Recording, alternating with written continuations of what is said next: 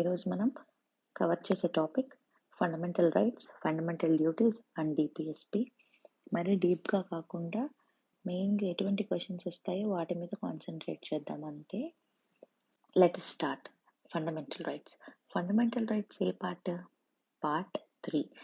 మనం మొన్న పార్లమెంట్ చేసాం కదా. పార్లమెంట్ ఏ పార్ట్? ఇట్స్ 5 గుర్తుందనుకుంటా. ఇక్కడ ఈ ఆర్టికల్ వచ్చి 12 to 35. ఫండమెంటల్ రైట్స్ని డీల్ చేసే ఆర్టికల్ 12 to 35. మనకు మొన్న చదివిన పార్లమెంట్లో 79 to 122 గుర్తుంది కదా. ఓకే, సో ఈ ఫండమెంటల్ రైట్స్ని మనం దేని నుంచి తీసుకున్నాము? యుఎస్ఏ బిల్ ఆఫ్ రైట్స్ నుంచి తీసుకున్నాము. ఇవన్నీ డైరెక్ట్ క్వశ్చన్స్, డైరెక్ట్గా అడుగుతారు. మ్యాగ్నా కార్టా ఆఫ్ ఇండియా అని వేటిని అంటారు? Fundamental rights. మళ్ళీ ఈ ఫండమెంటల్ రైట్స్ మెయిన్గా వేటి గురించి మాట్లాడుతుంది? Ideal of political democracy, social democracy and economic democracy, direct principles of state policy మాట్లాడతాయి. అది మనం లేటర్ చూద్దాము. అండ్ ఫండమెంటల్ రైట్స్ వచ్చి మెయిన్గా కాన్సన్ట్రేట్ చేసేది పొలిటికల్ డెమోక్రసీ మీద. మెయిన్గా ఫండమెంటల్ రైట్స్ ఎందుకు?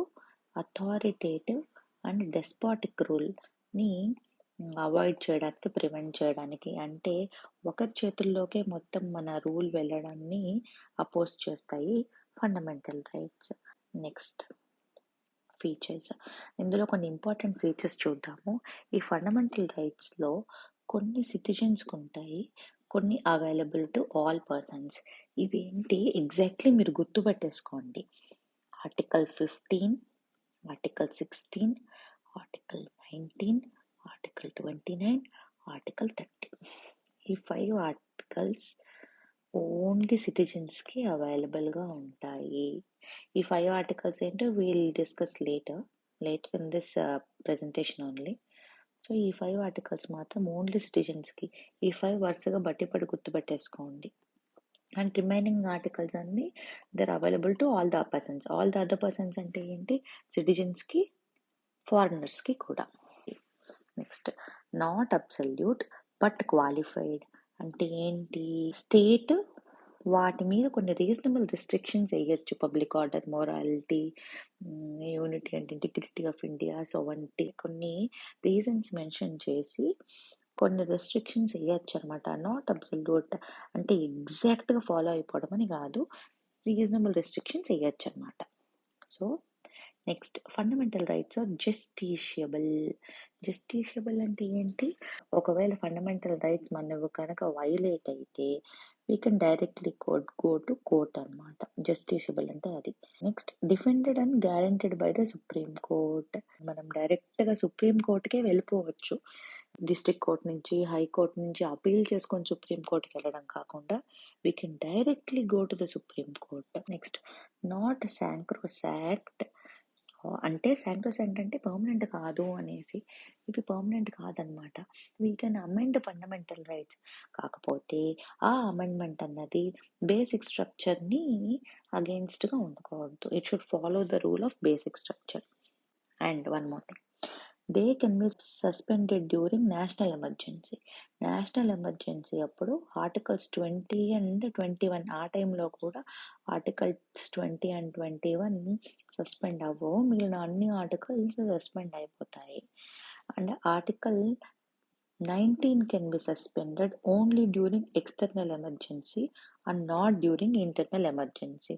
ఎక్స్టర్నల్ ఎమర్జెన్సీ అంటే ఏంటి? వార్, ఎక్స్టర్నల్ అగ్రెషన్ బయట నుంచి వచ్చినప్పుడు. అండ్ ఇంటర్నల్ ఎమర్జెన్సీ అంటే మన కంట్రీలో జరిగేవి, ఆర్మ్డ్ రెబెలియన్ లాంటివి.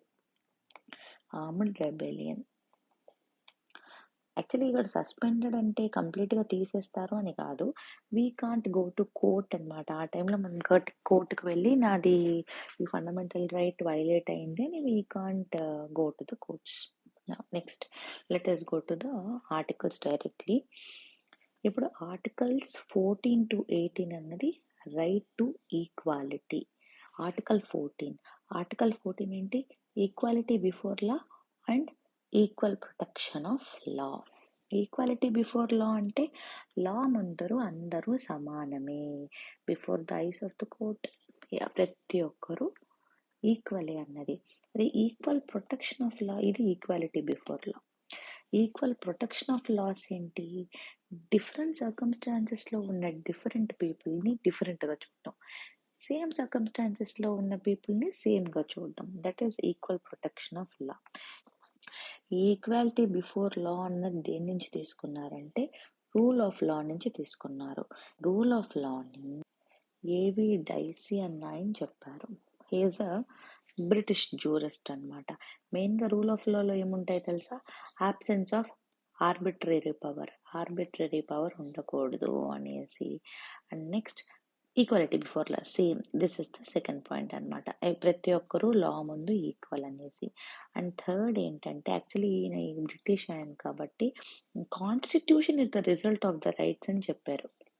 కాన్స్టిట్యూషన్ అన్నది రైట్స్ నుంచి డిరైవ్ అయిందని చెప్పారు. బట్ మన ఇండియన్ కాంటెక్స్ట్లో రైట్స్ అన్నవి కాన్స్టిట్యూషన్ నుంచి వచ్చాయి. So rights are derived from constitution. ప్రతి దానికి ఒక ఎగ్జంప్షన్ ఉంటాయి.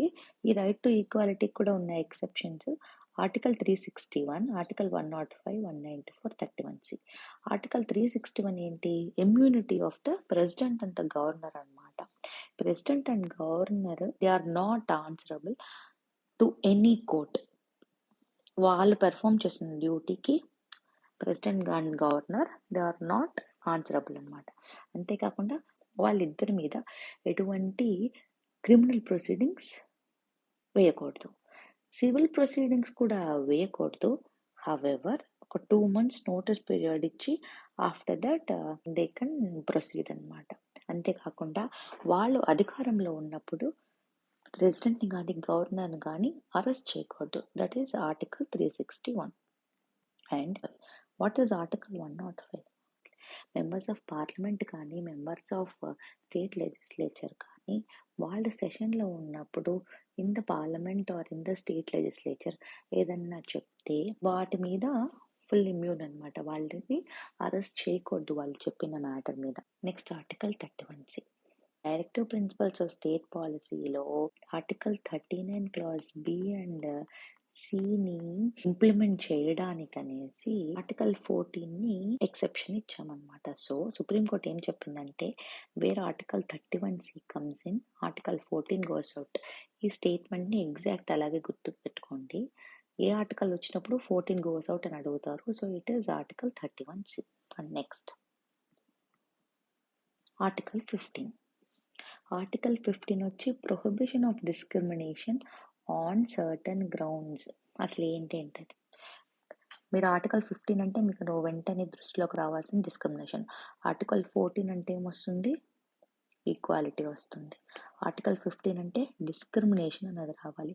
ఈ డిస్క్రిమినేషన్ అన్నది religion, race, caste, sex, place of birth వేటికి చేయకూడదు అన్నది షాప్స్కి, పబ్లిక్ రెస్టారెంట్స్కి, హోటల్స్కి, ప్లేసెస్ ఆఫ్ పబ్లిక్ ఎంటర్టైన్మెంట్స్కి, అంతేకాకుండా వెల్స్కి, ట్యాంక్స్కి, బాతింగ్ గార్డ్స్, రోడ్స్, పబ్లిక్ రిసార్ట్స్కి. ఆర్టికల్ 15కి ఫ్యూ ఎక్సెప్షన్స్ ఉన్నాయన్నమాట. Special provision can be given for women and children. అంతేకాకుండా సోషల్ అండ్ ఎడ్యుకేషనల్ బ్యాక్వర్డ్ క్లాసెస్కి, ఎస్సీస్ అండ్ ఎస్టీస్ కూడా, అంటే schedule caste and schedule tribes కూడా స్పెషల్ ప్రొవిజన్స్ ఇవ్వచ్చు. సోషల్ అండ్ ఎడ్యుకేషనల్ బ్యాక్వర్డ్ క్లాసెస్కి, షెడ్యూల్ క్యాస్ట్కి, షెడ్యూల్ ట్రైబ్స్కి ఎడ్యుకేషన్ ఇన్స్టిట్యూషన్స్లో అడ్మిషన్ గురించి కూడా స్పెషల్ ప్రొవిజన్ ఉంది. 93rd కాన్స్టిట్యూషనల్ అమెండ్మెంట్ యాక్ట్ 2005 ఈ పాయింట్ని ఎనర్జైజ్ చేసింది. ఈ పాయింట్ ప్రకారం 27% ఆఫ్ రిజర్వేషన్ ఎవరికి? అదర్ బ్యాక్వర్డ్ క్లాసెస్కి ఇన్ హైయర్ ఎడ్యుకేషన్ ఇన్స్టిట్యూషన్స్కి ప్రొవైడ్ చేయాలి అని చెప్పి. అంతేకాకుండా 2008లో సుప్రీంకోర్టు డైరెక్ట్ చేసిందనమాట, క్రీమీ లేయర్ని అదర్ బ్యాక్వర్డ్ క్లాసెస్ నుంచి ఎక్స్క్లూడ్ చేసేయండి అనేసి అన్నావు. ఇప్పుడు ఈ 103 కాన్స్టిట్యూషనల్ అమెండ్మెంట్ యాక్ట్ 2019 ఎందుకు? ఇది వచ్చి ఎకనామికలీ వీకర్ సెక్షన్స్కి 10% రిజర్వేషన్ ఇన్ ఎడ్యుకేషన్ ఇన్స్టిట్యూషన్స్ ఇవ్వడానికి. ఇది రీసెంట్గా పాస్ చేసిన యాక్ట్. సో నెక్స్ట్ వెళ్దాం. ఆర్టికల్ 16 వచ్చి equality of opportunity in public employment. Article 14 ఏంటి? ఈక్వాలిటీ. ఆర్టికల్ 15 ఏంటి? డిస్క్రిమినేషన్. ఆర్టికల్ 16 ఏంటి? Public employment. ఇది కూడా చాలా వరకు ఆర్టికల్ 15తో కోరిలేట్ చేసుకోవచ్చు. దానికి ఎక్సెప్షన్స్ ఏంటో చూద్దాం. సెకండ్ బ్యాక్వర్డ్ క్లాసెస్ కమిషన్ 1979లో హెడెడ్ బై బీపీ మండల్ పెట్టారనమాట. It is regarding the condition of backward classes. ఆ టైంలో Morarji Desai government backward classes యొక్క అడ్వాన్స్మెంట్ ఎలా అని చెప్పి మెజర్స్ అడిగారు. మెజర్స్ కోసం ఈ బీపీ మండల్ కమిషన్ని ఏర్పరిచారనమాట. ద మండల్ కేస్ 1992 అనేది కూడా చాలా ఇంపార్టెంట్ అన్నమాట. ఈ కేసులో ఈ క్రీమీ లేయర్, ఇంతకుముందు మనం మాట్లాడినవన్నీ ఎడ్యుకేషనల్ ఇన్స్టిట్యూషన్స్ రిలేటెడ్, ఎడ్యుకేషనల్ ఇన్స్టిట్యూషన్స్లో మన రిజర్వేషన్స్ గురించి, అండ్ ఇన్ దిస్ ఏది మాట్లాడినా ఎంప్లాయ్మెంట్ గురించి. సో ఓబీసీ రిజర్వేషన్ క్రీమీ లేయర్ని తీసేయడానికి రామ్నందన్ కమిటీని 1993లో పెట్టారనమాట. ఇంకా national commission for backward classes అన్నది 1993 యాక్ట్తో పెట్టారు. హవెవర్ అదన్నది జస్ట్ స్టాట్యుటరీ బాడీ అయింది ఎప్పుడు 1993లో. బట్ అగైన్ లేటర్ దాన్ని కాన్స్టిట్యూషనల్ బాడీ చేయడానికి 102nd కాన్స్టిట్యూషనల్ అమెండ్మెంట్ 2018లో తీశారు. Via which article 338B introduce చేశారనమాట. సో ఈ national commission for backward classes అనేది కూడా became a constitutional body when in 2018. Before 1993 నుంచి అదేంటి it is a statutory body అనమాట. It became a constitutional body 102nd constitutional అమెండ్మెంట్లో constitutional body అయిపోయింది. Now article 17. What is article 17? Article 17 is regarding untouchability. Untouchability ఎటువంటి ఫామ్లో అయినా abolition, forbid its practice. And article 18 వచ్చి abolition of titles. It prohibits the state from conferring any title on any body whether a citizen or foreigner. ఎవరికి మన state అన్నది title ఇవ్వకూడదు. అంతేకాకుండా ఒక foreigner if he is holding any office of profit under our state office, then without consent of president he should not accept it. కాబట్టి రాజా బహదూర్, దివాన్ బహదూర్, రాయ్ సాహెబ్ అనే పేర్లన్నీ article 18 వల్ల రిమూవ్ చేసేసారు. And Padma Shri awards, Bharat Ratna awards అవన్నీ కూడా టైటిల్స్గా కన్సిడర్ చేయకూడదు. వాటిని మన నేమ్కి, వచ్చిన వాళ్ళ నేమ్కి సఫిక్స్గా కానీ ప్రిఫిక్స్గా కానీ పెట్టుకోకూడదు అనమాట. ఇట్స్ జస్ట్ అన్ అవార్డ్ అంతే. సో ఇప్పుడు ఒకసారి మొత్తం రివైజ్ చేసుకుందాం. ఆర్టికల్ 14 to 18 మన రైట్ టు ఈక్వాలిటీ కింద వస్తుంది అనమాట. ఆర్టికల్ 14 ఏంటి? Equality before law and equal protection of law. Article 15 ఏంటి? Against any discrimination. ఇది మెయిన్గా ఏంటి? ఎనీ పబ్లిక్ ప్లేసెస్లోకి and educational institutions regarding. Article 16 ఏంటి? ఇది ఎంప్లాయ్మెంట్ రిగార్డింగ్. ఇందాక నేను చెప్పాను కదా, 15 and 16 అన్నది ఓన్లీ మన ఇండియన్ సిటిజన్స్కి మాత్రమే. These are not available to the foreigners. Regarding education కానీ ఎంప్లాయ్మెంట్ కానీ foreigners they can't ask it as a right అనమాట. సో 15 and 16 అవి. 17 ఏంటి? Untouchability in all forms. Untouchability in all forms is forbidden అనమాట. Next article 18 ఏంటి? Titles. ఈ రెండు డైరెక్ట్గా అడుగుతారు. ఆర్టికల్ 17 వచ్చి అన్టచబిలిటీ, 18 వచ్చి టైటిల్స్. సో మెయిన్గా ఆర్టికల్స్ ఫండమెంటల్ రైట్స్లో ఏ ఆర్టికల్ ఏంటో డైరెక్ట్ క్వశ్చన్స్ వస్తాయి కాబట్టి 14 to 32 మనం అన్నీ చూసుకోవడం best. Now right to freedom అనమాట. రైట్ టు ఫ్రీడమ్ అన్నది articles 19 to article 22. Mainly article 19 very important. Article 19 ఏంటి? It's related to freedom of speech అనమాట. All citizens shall have the right to freedom of speech and expression.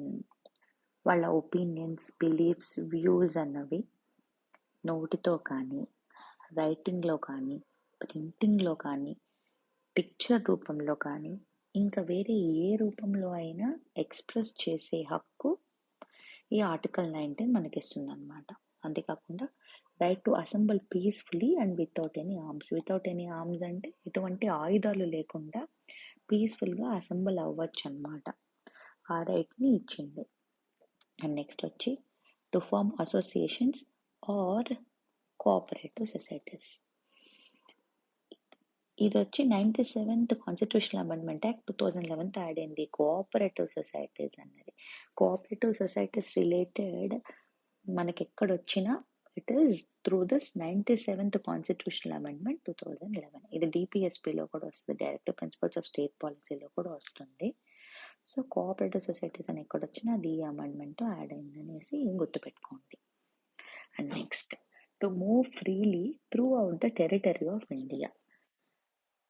అంటే ఇండియాలో ఎక్కడన్నా మనం ఫ్రీగా move అవ్వచ్చు, ఎటువంటి రెస్ట్రిక్షన్స్ లేకుండా, ఎక్సెప్ట్ ఈ ట్రైబల్ ఏరియాస్ అలాంటి వాటిల్లో, షెడ్యూల్డ్ ఏరియాస్ అండ్ ట్రైబల్ ఏరియాస్లో రెస్ట్రిక్షన్స్ ఉంటాయన్నమాట. To protect the distinctive culture of that areas. So అవి restrictions. To reside and settle in any part of the territory of India. ఎక్కడన్నా reside అవ్వచ్చు. Reside అంటే ఉండడం, settle అవ్వచ్చు టెంపరీగా, పర్మనెంట్గా within the territory of India. To practice any profession, to carry any occupation, trade and business. మనం ఎటువంటి business అన్నా చేయొచ్చు. రైట్ టు ప్రాపర్టీ కూడా it's one of a fundamental right అనమాట. But it is deleted by the 44th constitutional amendment act 1978. ఇది గుర్తుపెట్టుకోండి. Through which act it is deleted అని అడుగుతారు. 44th constitutional amendment act 1978. Right to property is deleted from the fundamental rights. Next, Article 20. Article 20 ఏంటి? Protection in respect of conviction for offences. ఏదైనా తప్పులు చేస్తే దాన్ని conviction చేస్తారు కదా, జైల్లో పెట్టి శిక్షిస్తారు కదా, regarding that. No ex post facto law. ఎవరైనా పర్సన్ అది కమిట్ చేసినప్పుడు అది శిక్ష కాదు, అఫెన్స్ కాదు. But after the later stages దాన్ని శిక్షగా గుర్తిస్తారు. దాన్ని ఎక్స్ పోస్ట్ ఫ్యాక్టో లా అంటారు. అటువంటి వాటికి కన్విక్షన్ లేదు. ఇది ఓన్లీ క్రిమినల్ ప్రొసీడింగ్స్కి మాత్రమే అనమాట, not for civil proceedings. No double jeopardy అంటే ఒకే అఫెన్స్కి 2-3 సార్లు శిక్ష విధించకూడదు. No self incrimination. So article 20 ఏంటి? In respect of conviction for offences అన్నది. Article 21 protection of life and personal liberty. Very very important act, చాలాసార్లు మెన్షన్ చేశారు కూడా. ఇన్ మేనకా కేస్ 1978లో ఆర్టికల్ 21 యొక్క వైడర్ యూసేజ్ చెప్పారు. ప్రీవియస్లీ it is only against executive actions, but ఈ మేనకా కేస్ 1978 ద్వారా it is against both executive and legislative actions అనమాట. ఇనిషియల్గా it is only procedure established by law అనమాట. No person shall be deprived of his life or personal liberty except according to procedure established by law అని ప్రీవియస్గా ఉండేది. అంటే that is only against executive ఉండేది. But after this case due process of law. ఈ due process of law అన్నది it's from American constitution అనమాట. American constitution నుంచి తీసుకున్న concept. After this Maneka case మనం ఈ డ్యూ ప్రాసెస్ ఆఫ్ లా అన్నది follow అవుతున్నాము. This is against the arbitrary action of both executive and legislature. Article 21లో ఇంకా చాలా అదర్ రైట్స్ కూడా ఇంక్లూడ్ చేశారు. Like right to live with human dignity, right to decent environment, right against noise pollution, right to free legal aid, right to privacy. Right to privacy అన్నది ఏ act కింద వస్తుంది అని స్పెసిఫిక్గా క్వశ్చన్ చాలాసార్లు అడిగారు. It is article 21. And right to information కూడా, right to information కూడా ఆర్టికల్ 21 కింద. ఈ రెండు డైరెక్ట్ క్వశ్చన్స్. ఆర్టికల్ 21 కింద right to privacy and right to information వస్తాయి. నెక్స్ట్ రైట్ టు ఎడ్యుకేషన్ అనమాట, ఆర్టికల్ 21A. ఈ రైట్ టు ఎడ్యుకేషన్ అన్నది ఇనిషియల్గా డైరెక్ట్ ప్రిన్సిపల్ ఆఫ్ స్టేట్ పాలసీలో ఉండేది. 6 to 14 years ఉన్న కిడ్స్కి కంపల్సరీ ఎడ్యుకేషన్ స్టేట్ ప్రొవైడ్ చేయాలి అన్నది. Later it become a fundamental right to education.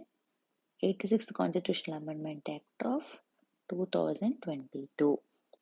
ఈ యాక్ట్ ద్వారా ఎడ్యుకేషన్ అన్నది ఒక ఫండమెంటల్ రైట్ చేయబడింది. దీన్ని ఎప్పుడు ఎనాక్ట్ చేశారు తెలుసా? 2009లో. Right of children to free and compulsory education act 2009లో ఈ యాక్ట్ని ఎనాక్ట్ చేశారు. ఆర్టికల్ 22. ఆర్టికల్ 22 వచ్చి protection against arrest and detention. Arrest అంటే మీకు తెలుసు, అరెస్ట్ చేయడం. డిటెన్షన్ అంటే డిటైన్ చేయడం, అంటే ఒకరిని బంధించి పెట్టడం. ఇందులో రెండు ఉన్నాయి, ప్యూనిటివ్ డిటెన్షన్, ప్రివెంటివ్ డిటెన్షన్ అని. ప్యూనిటివ్ డిటెన్షన్ అంటే after a person commits crime అన్నమాట. ప్రివెంటివ్ డిటెన్షన్ అంటే అతను ఎక్కడ క్రైమ్ చేస్తాడో అనేసి ముందుగానే పసిగట్టి దాన్ని ప్రివెంట్ చేయడానికి డిటైన్ చేస్తే అది ప్రివెంటివ్ డిటెన్షన్. ప్యూనిటివ్ డిటెన్షన్కి వితిన్ 24 hours మెజిస్ట్రేట్ ముందు హాజరుపరచాలి. And after that greater than 24 hours ఎప్పుడు రిటైన్ చేయాలంటే మెజిస్ట్రేట్ యాక్సెప్ట్ చేస్తేనే. If magistrate authorises them to detain for more than 24 hours, then only వాళ్ళని డిటైన్ చేయాలి. అండ్ ప్రివెంటివ్ డిటెన్షన్లో only 3 months. After 3 months any advisory body చెప్తే detain చేయొచ్చు, లేకపోతే after 3 months వదిలేయాలి ప్రివెంటివ్ డిటెన్షన్లో డిటైన్ చేసిన వాళ్ళని. ఇప్పుడు ఒకసారి ఆర్టికల్ 19 to 22 ఏంటో ఒకసారి రివర్స్ చేద్దాం. ఆర్టికల్ 19 ఏంటి? Freedom of speech and expression. Article 20 conviction for offences. ఇది వచ్చి స్పీచ్, ఇది వచ్చి అఫెన్సెస్కి. ఆర్టికల్ 21 ఏంటి? Life and personal liberty. 21A వచ్చి education, right to education. Article 22 వచ్చి అరెస్ట్ అండ్ డిటెన్షన్. గుర్తుపెట్టుకోండి, ఓకే. అండ్ నౌ నెక్స్ట్ దానికి వెళ్ళిపోదాం. Right against exploitation. ఇవి ఓన్లీ 2 articles. ఆర్టికల్ 23 వచ్చి traffic in human beings and forced labour, అంటే begar. Traffic అంటే అక్రమ రవాణా చేయడం. Prohibition of traffic in human beings and forced labour, article 23. Exception ఏంటి? Permits state to impose compulsory service. ఎప్పుడైనా emergency వచ్చినప్పుడు. ఆర్టికల్ 24 వచ్చి prohibition of employment of children in factories, అంటే చైల్డ్ లేబర్. చైల్డ్ లేబర్ని ప్రొహిబిట్ చేసే ఆర్టికల్ ఏది అని అడుగుతారు. It is article 24. Direct question ఇది. అండ్ ఇక్కడ వాళ్ళు ఆర్టికల్ 24 ప్రకారం చిల్డ్రన్ అంటే ఎవరు అని అడుగుతారు. less than 10, less than 15, less than 18, less than 14 అలా అని అడుగుతారు. Answer is less than 14 years. One more thing, prohibition of employment అన్నది in hazardous factories, hazardous industries, mines అలాంటి ప్లేసెస్లో మాత్రమే అన్నమాట. హార్మ్లెస్ ఆర్ ఇన్నోసెంట్ వర్క్కి it's okay, it's accepted. Again domestic వర్క్లో కూడా చిల్డ్రన్ ఆర్ నాట్ అలౌడ్. ఇంట్లో మేడ్స్ లాగా, ధాబాస్లో సప్లయర్స్ లాగా, even that is also prohibited by this article 24. So article 23 and 24 is right against exploitation. 23 వచ్చి traffic in human beings and forced labour. Article 24 వచ్చి it's against child labour. Okay, next right to freedom of religion వచ్చి article 25 to 28 అన్నమాట. Article 25 ఏంటి? Freedom of conscience, profession, practice and propagation. Conscience అంటే ఏంటి? ఇది individual. మనకు religion మీద view, మన మతాన్ని ఎలా అన్నా ఫాలో అవ్వచ్చు, ఇట్స్ అవర్ విష్, అది కాన్సైన్స్. ప్రొఫెషన్ అంటే డిక్లేర్ చేయడం. వన్స్ రిలీజియస్ బిలీఫ్స్ని ఓపెన్గా ఫ్రీగా డిక్లేర్ చేసే అధికారం ఫ్రీ ప్రొఫెషన్. ప్రాక్టీస్ అంటే రిలీజియస్ రిచువల్స్, సెరమోనీస్ అలాంటివన్నీ ఫాలో అవ్వచ్చు అని. ప్రాపగేషన్ అంటే నీ బిలీఫ్స్ని, నీ రిలీజియస్ బిలీఫ్స్ని వేరే వాళ్ళకి చెప్పడం. అండ్ హియర్ ఫోర్సిబుల్ కన్వర్షన్స్ అన్నవి will not come in this. Conscience అంటే ఇండివిజువల్గా మన రిలేషన్ విత్ గాడ్. ప్రొఫెషన్ అంటే it's declaration of our believes. Practice అంటే రిచువల్స్, సెరిమోనీస్ లాంటివి పర్ఫామ్ చేయడం. ప్రాపగేట్ అంటే ట్రాన్స్మిషన్ చేయడం మన రిలీజియస్ బిలీఫ్స్ని, వాటిని. However it does not include forcible conversions. Article 26 ఏంటి? Freedom to manage religious affairs. ఇక్కడ ఆర్టికల్ 25 అన్నది it's on individual level. Article 26 అన్నది it's for religious denominations.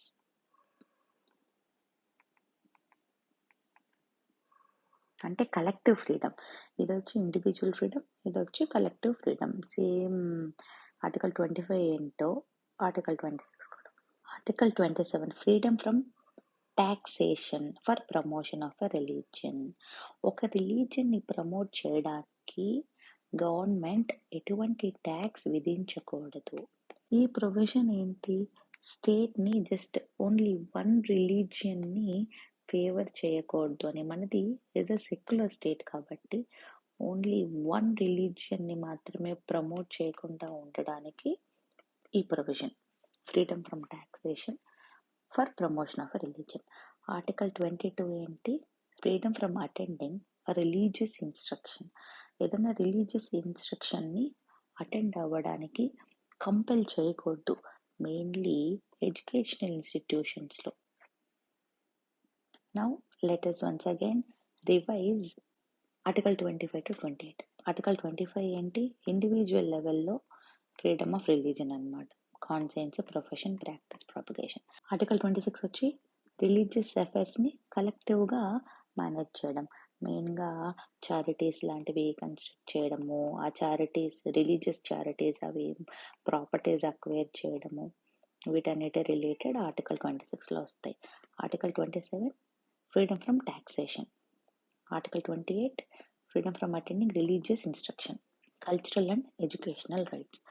Article 29 and article 30 అన్నది కల్చరల్ ఎడ్యుకేషనల్ రైట్. ఆర్టికల్ 29 వచ్చి protection of interest of minorities. Minorities అంటే ఇక్కడ linguistic minorities కావచ్చు and religious minorities కూడా కావచ్చు. వాటిల డిస్టింక్టివ్ కల్చర్ని, స్క్రిప్ట్ని, లాంగ్వేజ్ని, దేన్నైనా ప్రొటెక్ట్ చేసే రైట్ ఈ ఆర్టికల్ ప్రొవైడ్ చేసింది, ఆర్టికల్ 29. అండ్ ఆర్టికల్ 30 ఏంటి? అదే మైనారిటీస్ ఎడ్యుకేషనల్ ఇన్స్టిట్యూషన్స్ అడ్మినిస్ట్రేట్ చేసుకోవడానికి ఈ ఆర్టికల్ రైట్ ఇచ్చింది. మీకు గుర్తుంటే మనకి 29, 39 కూడా available only to citizens.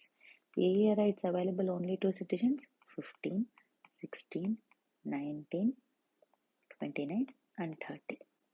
Right against discrimination, regarding employment, ఇది freedom of speech and expression. ఈ రెండు కల్చరల్ అండ్ ఎడ్యుకేషనల్ రైట్స్ అన్నమాట. Article 32 is right to constitutional remedies. అంటే ఇప్పటి వరకు మనం చదివిన ఆర్టికల్ 14 నుంచి 30 వరకు ఉన్న ఫండమెంటల్ రైట్స్ని ప్రొటెక్ట్ చేయడం is also a fundamental right అన్నమాట. Because of this, it is considered as the most important fundamental right. అని ఎవరు చెప్పారు? డాక్టర్ బిఆర్ అంబేద్కర్ చెప్పారు that article 32 is the most important fundamental right. Which article is the very soul and heart of the constitution అని అడుగుతారు. It is article 32. It is right to constitutional remedies.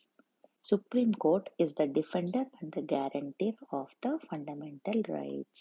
Regarding this, Supreme Court కి ఉన్న jurisdiction original jurisdiction అన్నమాట. అంటే డైరెక్ట్గా supreme కోర్టుని వెళ్ళి attend అవ్వచ్చు మనం. ఏదైనా ఫండమెంటల్ రైట్ వైలేట్ అయితే డైరెక్ట్గా సుప్రీం కోర్ట్ని అప్రోచ్ అవ్వచ్చు. It's not through appeals. Not exclusive అంటే ఏంటి? ఓన్లీ సుప్రీం కోర్టుకి మాత్రమే ఆ హక్కు లేదు, ఈవెన్ హైకోర్ట్స్కి ఉందన్నమాట. హైకోర్ట్స్కి ఆర్టికల్ 226 ద్వారా ఏదైనా ఫండమెంటల్ రైట్ వైలేట్ అయితే అప్రోచ్ అయ్యే హక్కు మనకు ఉంది. ఫండమెంటల్ రైట్స్ వైలేట్ అయినప్పుడు సుప్రీం కోర్ట్ అనేది రిట్స్ రిలీజ్ చేయొచ్చు అన్నమాట. ఈవెన్ హైకోర్టు కూడా రిలీజ్ చేయొచ్చు రిట్స్ని. సుప్రీం కోర్ట్ అనేది ఒక రిట్ని ఓన్లీ అగెయిన్స్ట్ ఫండమెంటల్ రైట్సే రిలీజ్ చేయొచ్చు. అంటే ఈ ఫండమెంటల్ రైట్స్ వైలేట్ అయినప్పుడు మాత్రమే సుప్రీం కోర్ట్ రిలీజ్ చేయొచ్చు. బట్ హౌఎవర్ హైకోర్ట్ అన్నది బోత్ ఫర్ లీగల్ రైట్స్కి అండ్ ఫండమెంటల్ రైట్స్కి రెండిటికి రిట్స్ని ఇష్యూ చేయొచ్చు అన్నమాట. సో హియర్ సుప్రీం కోర్ట్ యొక్క జ్యూరిస్డిక్షన్ హైకోర్టు యొక్క జ్యూరిస్డిక్షన్తో కంపేర్ చేస్తే నేరో. టైప్ ఆఫ్ రిట్స్ చూద్దాం. Habeas corpus, mandamus, prohibition, certiorari and quo warranto. Habeas corpus అంటే to have the body of. ఎవరైనా ఇండివిజువల్ ఇంకొకరిని డిటైన్ చేస్తే అటువంటి వాటికి ఈ హెబియస్ కార్పస్ అన్నది ఇష్యూ చేయొచ్చు అన్నమాట. Asking to produce the body of the detained person అన్నమాట. ఇండివిజువల్ లిబర్టీకి బుల్వార్క్ అంట. ఇండివిజువల్ లిబర్టీకి సేఫ్ గార్డ్ అన్నమాట. నౌ మ్యాండమస్ అంటే ఏంటి? మ్యాండమస్ అంటే వి కమాండ్. ఇక్కడ ఎవరు కమాండ్ చేస్తారు? ఇప్పుడు జారీ చేసేది ఎవరు? కోర్ట్సే కదా, సుప్రీం కోర్ట్ ఆర్ హైకోర్ట్. కాబట్టి ఆ కోర్ట్ కమాండ్ చేస్తుంది. ఎవరిని కమాండ్ చేస్తుంది? ఒక పబ్లిక్ అఫీషియల్ని. ఏమని కమాండ్ చేస్తుంది? To perform his official duty which he failed.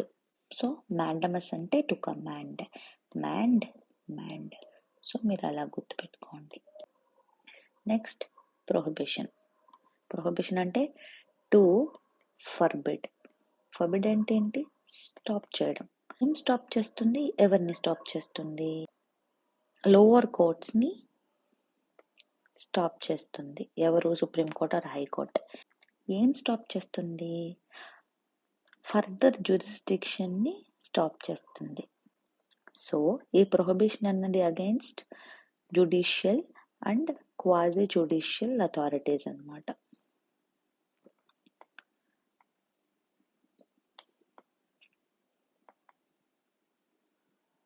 Prohibition అంటే టు ప్రొహిబిట్, టు స్టాప్ అని. సర్చ్యూరీ అంటే టు సర్టిఫై. ఇది కూడా to the lower court or ట్రిబ్యునల్సే. ఏమని? Transfer or squash the order. ఏదైనా కేస్ని తనకు ట్రాన్స్ఫర్ చేయమని లేకపోతే కంప్లీట్గా కొట్టేయమని చెప్పి సర్టిఫై చేస్తే that is called సర్చ్యూరీ.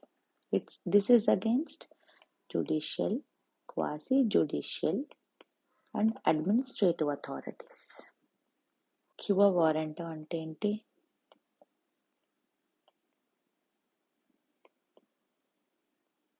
By what authority or warrant అని అర్థం.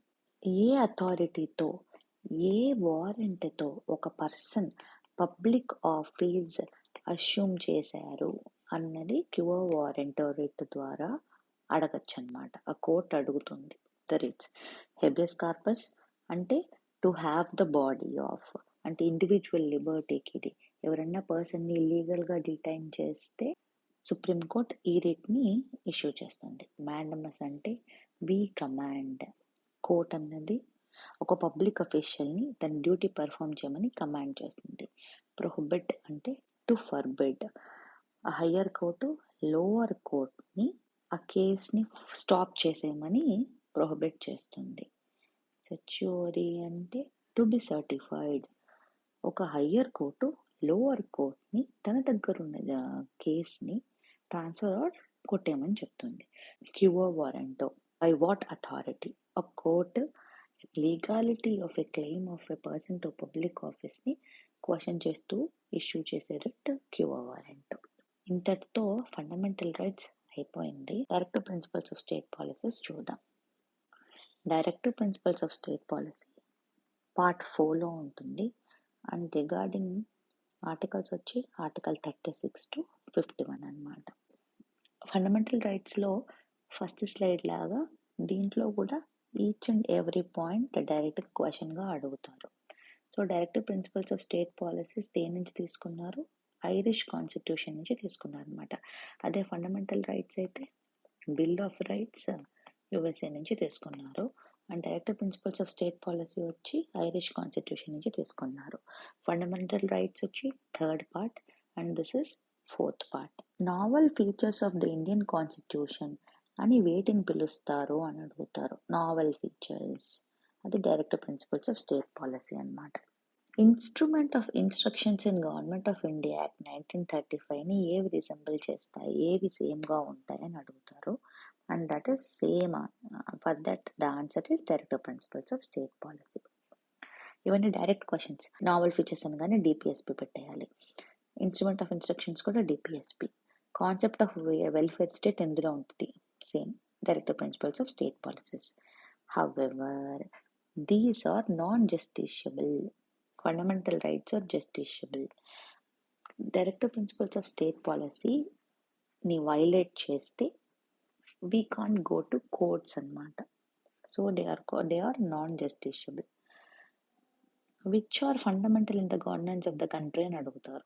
Directive principles of state policy ఇది వచ్చి ఆర్టికల్ 37. ఏదైనా పాలసీని ఫ్రేమ్ చేసేటప్పుడు డైరెక్టివ్ ప్రిన్సిపల్స్ ఆఫ్ స్టేట్ పాలసీని దృష్టిలో పెట్టుకొని చేయమని చెప్పడానికి article 37 it comes into picture అనమాట. ఈ క్లాసిఫికేషన్ మన కాన్స్టిట్యూషన్ అన్నది క్లాసిఫై చేయలేదు. హౌవెవర్ మనం డైరెక్టివ్ ప్రిన్సిపల్స్ ఆఫ్ స్టేట్ పాలసీస్ని క్లాసిఫై చేసుకున్నాము. Socialist principles. ఏ ఆర్టికల్స్ని సోషలిస్ట్ ప్రిన్సిపల్స్ అంటారో చూద్దాం. ఆర్టికల్ 38. ఆర్టికల్ 38 వచ్చి సోషల్, ఎకనామిక్ అండ్ పొలిటికల్ జస్టిస్ని ప్రమోట్ చేస్తుంది అనమాట. Also minimize the inequalities in income, status, facilities and opportunities. ఈ మినిమైజ్ ఇన్ఈక్వాలిటీ అన్న క్లాస్ని 44th అమెండ్మెంట్ యాక్ట్ 1978 యాడ్ చేశారనమాట. Now article 39. It directs the state to provide adequate means of livelihood for all the citizens అనమాట. Equitable distribution. ఏం ఈక్విటబుల్గా పంచాలి? రిసోర్సెస్ని, material రిసోర్సెస్ని ఈక్విటబుల్గా పంచాలి. Concentration of wealth in few హ్యాండ్స్ని ప్రివెంట్ చేయాలి. ఈక్వల్ పే వచ్చి equal pay for equal work for men and women అన్నమాట. అంతేకాకుండా preservation of health of workers and children and healthy development of children. ఇవన్నీ ఆర్టికల్ 39 కింద వస్తాయి. ఈ హెల్తీ డెవలప్మెంట్ ఆఫ్ చిల్డ్రన్ అన్నది 42nd అమెండ్మెంట్ యాక్ట్ 1976లో add చేశారు. హెల్తీ డెవలప్మెంట్ ఆఫ్ చిల్డ్రన్ అన్న క్లాస్. ఆర్టికల్ 39A గుర్తుపెట్టుకోండి. ఎక్కడైనా ఒక నెంబర్ పక్కన ఇలా లెటర్ వచ్చింది అనుకోండి, it is definitely added by some act అనమాట. ఇది కూడా 42nd కాన్స్టిట్యూషన్ అమెండ్మెంట్ యాక్ట్ 1976లో యాడ్ చేశారు. Free legal aid to the poor. ఈ ఫ్రీ లీగల్ ఎయిడ్ అన్నది తర్వాత మనం ఫండమెంటల్ రైట్ చేసేసారు. రైట్ టు లైఫ్ కిందకి కవర్ చేశారు ఫ్రీ లీగల్ ఎయిడ్ అన్నది. 41. Right to work, education and public assistance. Article 42 వచ్చి వర్క్ అండ్ మెటర్నిటీ రిలీఫ్. ఇక్కడ డీప్ ఎక్స్ప్లెనేషన్ ఇవ్వకుండా డైరెక్ట్గా ఎందుకు చెప్పేస్తున్నారంటే వాళ్ళు ఎగ్జాక్ట్ ఆర్టికల్స్ ఏమి అడగరు. ఇందులో ఒక క్లాజ్ ఇచ్చి అది ఫండమెంటల్ రైట్సా, డ్యూటీసా, డిపిఎస్పీసా, లేకపోతే ప్రియాంబుల్లో ఉందా అలా అడుగుతారు. కానీ ఇందులో ఆర్టికల్ నెంబర్స్ అడగరు. సో నేను అంత డీప్గా వెళ్ళట్లేదు. For suppose right to work అన్నది ఏంటి, ఎందులో ఉంది అని అడుగుతారు. డైరెక్టివ్ ప్రిన్సిపల్స్ ఆఫ్ స్టేట్ పాలసీలో ఉందని ఆప్షన్స్లో మనం పెట్టాలి. That's how they last this question అనమాట. ఏదైనా ఇంపార్టెంట్ ఆర్టికల్ ఉంది అంటే ఆ ఆర్టికల్ని నేను స్పెసిఫిక్గా హైలైట్ చేస్తాను. హవెవర్ ఈ అమెండ్మెంట్స్ గురించి అడగచ్చు. ఈ పలానా ఆర్టికల్ ఏ అమెండ్మెంట్లో యాడ్ చేశారని మాత్రం అడగచ్చు. సో ఈ అమెండ్మెంట్స్ గుర్తుపెట్టుకోండి. ఆర్టికల్ 43 వచ్చి living wage. Food, shelter, clothing లాంటి బేసిక్ నీడ్స్ కాకుండా ఎడ్యుకేషన్, హెల్త్, ఇన్సూరెన్స్ ఇవి కూడా కవర్ అయితే దాన్ని లివింగ్ వేజ్ అంటారనమాట. ఆర్టికల్ 43A వచ్చి participation of workers in management. As I already said, ఇలా పక్కన ఏ అనే లెటర్ ఉంటే then it is through a amendment. ఇది కూడా 42nd కాన్స్టిట్యూషనల్ అమెండ్మెంట్ యాక్ట్ 1976 అన్నమాట. సోషలిస్టిక్ ప్రిన్సిపల్స్లో 42nd అమెండ్మెంట్ 1976 నుంచి ఏమేమి యాడ్ చేశారు? Healthy development of children, free legal aid to the poor and participation of workers in management, ఈ 3 add చేశారు.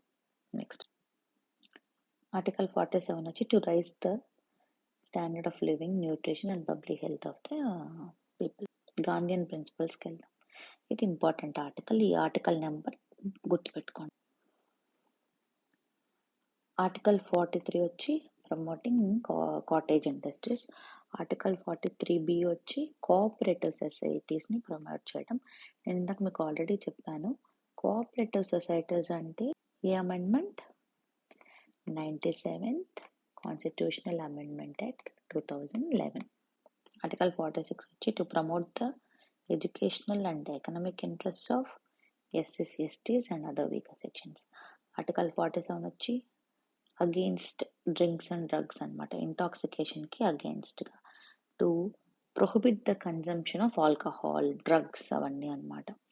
Article 48 వచ్చి prohibiting the slaughter of cows and other milch cattle, draught cattle, ఒక కవ్వనే కాదు ఏదైనా పాలిచ్చే పాడి జంతువులన్నిటికీ. And to improve the indigenous breeds అనమాట. That is article 48. ఇవన్నీ గాంధీయన్ ప్రిన్సిపల్స్ కిందకు వచ్చాయి. Next liberal intellectual principles. ఇది చాలా ఇంపార్టెంట్ ఈ article. Article 44. Article 44 uniform civil code ఏ ఆర్టికల్లో వస్తుంది అని అడుగుతారు, and that is article 44. Article 45 వచ్చి early childhood care and education. ఇనిషియల్గా నేను ఇందాక మీకు చెప్పాను కదా, ఇట్స్ 6 to 14 years కిడ్స్కి ఎడ్యుకేషన్ని ప్రొవైడ్ చేయడం అనే ఆర్టికల్ ఉండేది. But now it has made into fundamental right. కాబట్టి ఇక్కడ ఏం చేశారంటే లెస్ దాన్ 6 years ఉన్న కిడ్స్కి ఎర్లీ చైల్డ్హుడ్ కేర్ అండ్ ఎడ్యుకేషన్ని ప్రొవైడ్ చేయడం ఆర్టికల్ 45 చేసేసారు ఇప్పుడు. సో ఇది కూడా గుర్తుపెట్టుకోండి, ఆర్టికల్ 45ని. నౌ ఆర్టికల్ 48 వచ్చి organizing agriculture and animal husbandry on modern and scientific lines. Regarding this article వాళ్ళు ఈ అగ్రికల్చర్ని, అనిమల్ హస్బెండరీ మీకు ఎక్కడ మెన్షన్ చేశారని అడుగుతారు. So it is the principles of state policy అనమాట. Article 48A again it is the amendment. ఇది ఇప్పుడు add చేశారు, 42nd constitutional amendment 1976. 44th constitutional అమెండ్మెంట్లో ఓన్లీ ఒకటే యాడ్ చేశారు, అదేంటి? ఆర్టికల్ 38లో minimising inequalities in income status, opportunities and facility. 42nd constitutional amendment ఎక్కడెక్కడ యాడ్ చేశారు? 48A అంటే ఏంటి? ఎన్విరాన్మెంట్ని, ఫారెస్ట్ని, వైల్డ్ లైఫ్ని ప్రొటెక్ట్ చేయడం. ఆర్టికల్ 39. ఆర్టికల్ 39 ఏంటి? Healthy development of children. 39A free legal aid to the poor. Article 43A participation of workers in the management of industries. So ఈ 4 42nd కాన్స్టిట్యూషనల్ అమెండ్మెంట్ యాక్ట్లో యాడ్ చేశారు. ఆర్టికల్ 49 ప్రొటెక్టింగ్ ద మాన్యుమెంట్స్ అన్నమాట. Article 50 separation of judiciary from executive. Article 51 international peace and security. ఈ last 4 articles numbers అడగరు, కానీ డైరెక్ట్గా ఎందులో ఉన్నాయని అడుగుతారు. Protection of environment, forest and wildlife, protection of monuments, separation of judicial and executive and international peace and security. ఇవన్నీ directive principles of state పాలసీలో articles అని చెప్పి గుర్తుపెట్టుకోవాలి. 45 అన్నది 86th అమెండ్మెంట్ యాక్ట్ 2002లో చేంజ్ చేశారన్న విషయం మనకు తెలిసిందే. Now we'll go to the next slide. Directives outside part 4. కొన్నిసార్లు క్వశ్చన్ ఏమొస్తుందంటే ఓన్లీ ఆర్టికల్స్ 36 to 51, పార్ట్ 4లో ఉన్నవి మాత్రమే డైరెక్టివ్ ప్రిన్సిపల్స్ ఆఫ్ స్టేట్ పాలసీసా అన్నట్లు వస్తుంది. ట్రూ ఆర్ ఫాల్స్ స్టేట్మెంట్ అనమాట అది. కాదు, పార్ట్ 4 అవుట్ సైడ్ కూడా ఫ్యూ డైరెక్టివ్స్ ఉన్నాయన్నమాట. ఆ డైరెక్టివ్స్ ఏంటో మనకు అవసరం లేదు, జస్ట్ ఒక గ్లాన్స్ ఇవ్వండి. హవెవర్ ఉన్నాయా లేదా అన్నట్లు అడుగుతారు. Now fundamental duties. ఈ ఫండమెంటల్ డ్యూటీస్ అన్నవి పార్ట్ 4A ఉంటాయి. ఆల్రెడీ యాజ్ ఐ సెడ్, పక్కన లెటర్ ఉంది కాబట్టి it is an amendment. 42nd constitutional amendment 1976లో యాడ్ చేశారు. ఫండమెంటల్ డ్యూటీస్ అన్నవి స్టార్టింగ్ నుంచి లేవు, they have been added later. 42nd constitutional amendment act ఒక ఆర్టికల్ని యాడ్ చేసింది, that is article 51A. Fundamental డ్యూటీస్ని ఏ కమిటీ రికమెండ్ చేసింది అని అడుగుతారు. This is a direct question. Swaran Singh committee. ఈ డిపిఎస్పి ఫండమెంటల్ రైట్స్లో, ఫండమెంటల్ డ్యూటీస్లో and directive principles of state పాలసీస్లో ఫస్ట్ స్లైడ్ చాలా ఇంపార్టెంట్, డైరెక్ట్ క్వశ్చన్స్ అడుగుతారు దీని నుంచి. అండ్ ఫండమెంటల్ డ్యూటీస్ని ఎక్కడి నుంచి తీసుకున్నారు? ఎర్స్ట్వైల్ యుఎస్ఎస్ఆర్ నుంచి తీసుకున్నారు. Like directive principles of state policy, fundamental duties also non justiciable, అంటే we can't approach courts if they are violated. These are confined only to citizens. Duties అంటే యాజ్ అ సిటిజన్ మన duties ఏంటి అని, we can't expect a foreigner to do it. Fundamental duties కూడా same. మనం ఏ fundamental డ్యూటీని గుర్తుపెట్టుకోవాల్సిన పని లేదు, బట్ ఒక స్టేట్మెంట్ ఇచ్చి it belongs to which part or which category, fundamental rights or DPSP or fundamental duties అని అడుగుతారు. So in order to answer that just ఒక గ్లాన్స్ ఇస్తే బెస్ట్. మెయిన్ టర్మ్స్ గుర్తుపెట్టుకోండి ఫండమెంటల్ డ్యూటీస్లో. నేను ఓన్లీ కీవర్డ్స్ అండర్లైన్ చేస్తాను ఇందులో. నేషనల్ ఫ్లాగ్ని, నేషనల్ యాంథమ్ని respecting, to cherish and follow the noble ideals which inspired our struggle for freedom. Noble ideals and ఫ్రీడమ్ని గుర్తుపెట్టుకోండి. To uphold and protect సానిటీ, unity and integrity of India. To defend the country and render national service. Brotherhood, dignity of women. ఇవన్నీ key points.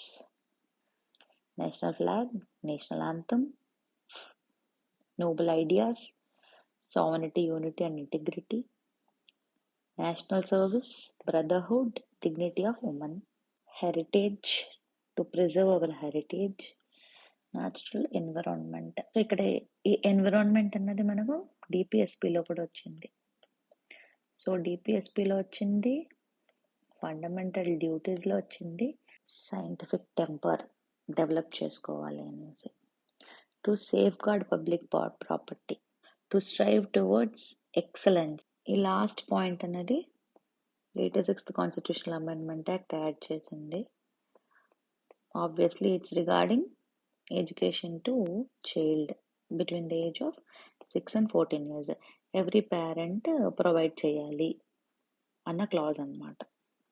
Thank you. Have a nice day.